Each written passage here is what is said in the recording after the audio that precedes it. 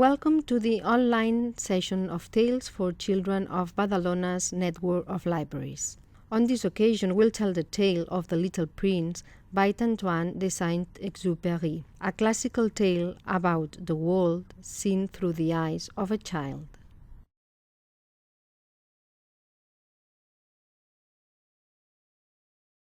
Once upon a time, a boy saw in a book about the jungle a drawing of a boa swallowing a wild animal.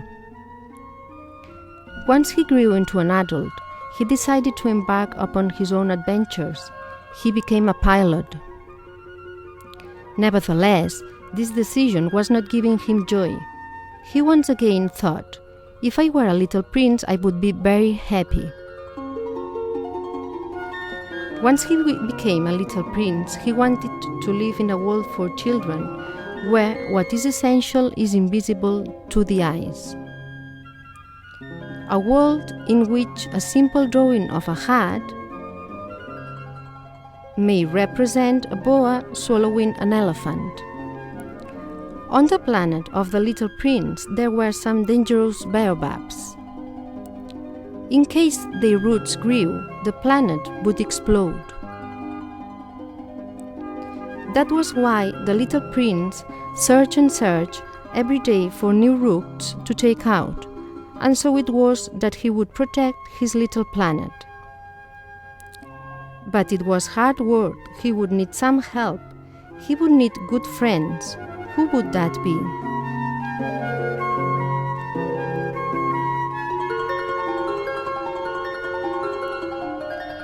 It is not a very good idea, he told himself. The sheep could eat the only rose he had. It was best to leave the sheep and the idea on a small box. The little prince loved his rose dearly. She believed herself unique and marvelous.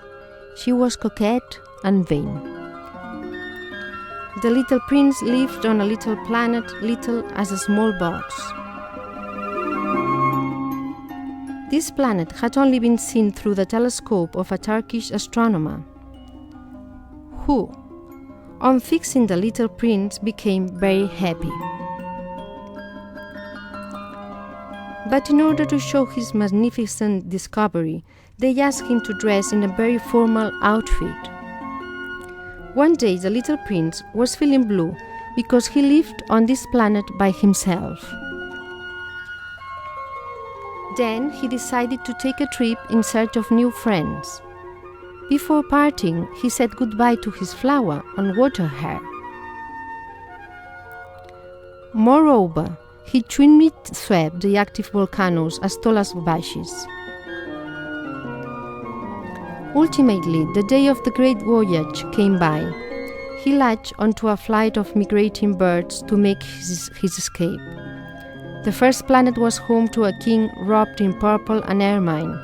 He pretended his commands to be obeyed.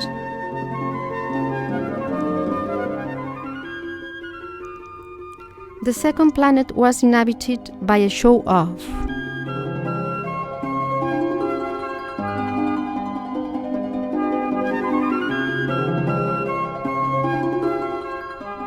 The next planet was inhabited by a drunkard. This visit was very short, but it deeply saddened the little prince.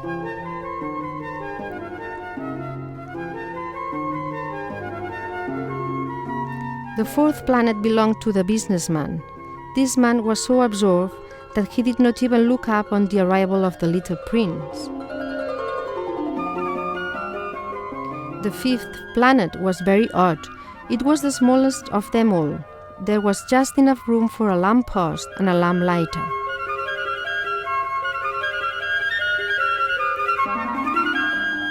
The sixth planet was 10 times bigger.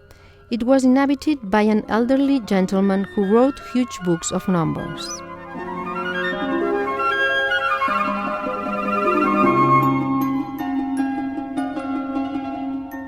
And so the seventh planet was Earth. It has thousands and thousands of kings, show-offs, drunkards, businessmen.